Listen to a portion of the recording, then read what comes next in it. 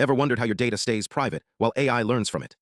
Today, we're diving into a breakthrough in differential privacy, a framework that keeps your information safe while training machine learning models. Specifically, we're exploring how researchers are improving a key technique called DP-SGD, Differentially Private Stochastic Gradient Descent, for linear regression. Let's start with the basics. Linear regression is a simple yet powerful tool that finds relationships between variables. Imagine predicting house prices based on square footage or tracking a student's grades using study hours. But what if we want to train this model without exposing sensitive data?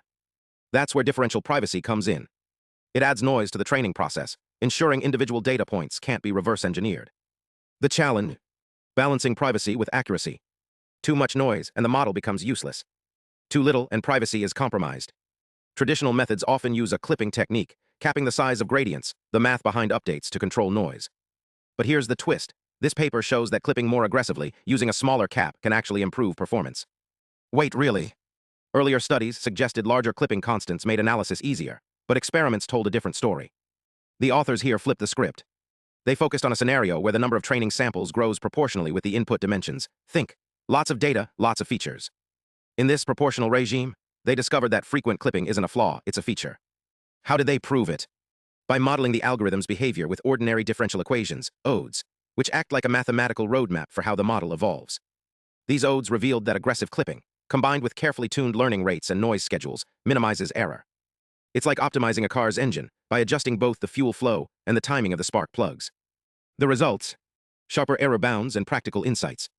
For example, they showed that when data is isotropic, symmetrical in all directions, the theoretical predictions match real-world experiments perfectly. They also found that decaying learning rates, slowing down the model's updates over time, further boosts accuracy. But why does this matter? In fields like healthcare or finance, where data privacy is non-negotiable, these improvements mean better models without sacrificing security. The paper's approach also opens doors for future research, offering a framework to analyze high-dimensional private optimization problems. So the next time you hear about AI learning from your data, remember, behind the scenes, mathematicians are fine-tuning these delicate balances between privacy, accuracy, and efficiency.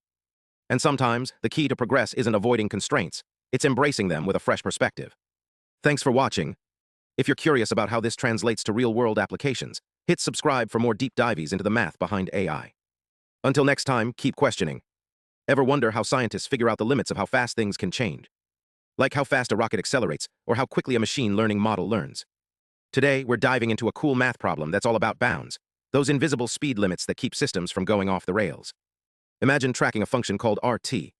It's like a roller coaster ride. Sometimes it climbs, sometimes it levels off. But instead of just watching it move, researchers want to know how fast it can climb or drop. That's where upper and lower bounds come in. Think of them as the roller coaster's safety restraints. The upper bound says, this is how high you can go, and the lower bound whispers, and this is how low you'll stay. Together, they give a full picture of the ride's behavior. The key player here is RT, which measures the rate of change of RT. The researchers prove that RT is always non-negative, so this function is either climbing or staying flat. But they don't stop there. They want to know how steep that climb can be. That's where those complex inequalities come in. They're like speed limits for the roller coaster, RT less or equal to. But what do those formulas really mean? Let's simplify. The starting point R0 is your launchpad. Then there are terms like A, B1, and B2. Think of them as friction coefficients or energy inputs that tweak how the system behaves. The researchers even bring in the gamma function, a mathematical superhero that generalizes factorials to handle tricky parts of their equations. Here's the twist: they test two scenarios. One where a certain condition holds, and one where it doesn't. By tweaking parameters like A or lambda min, a measure of system stability, they show how sensitive the whole thing is. It's like adjusting the gears in a machine. Small changes can ripple through the entire system. But wait, what if the roller coaster starts dropping? That's where the lower bound saves the day. It ensures RT never plummets below a critical threshold, keeping the system stable.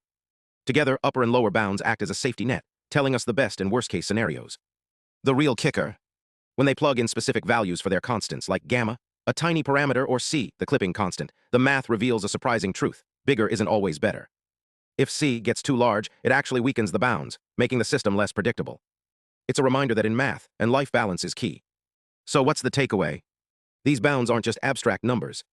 They're blueprints for building smarter algorithms, safer rockets, and more efficient systems. By understanding how parameters like C or lambda min shape the math, researchers can fine-tune designs to avoid pitfalls.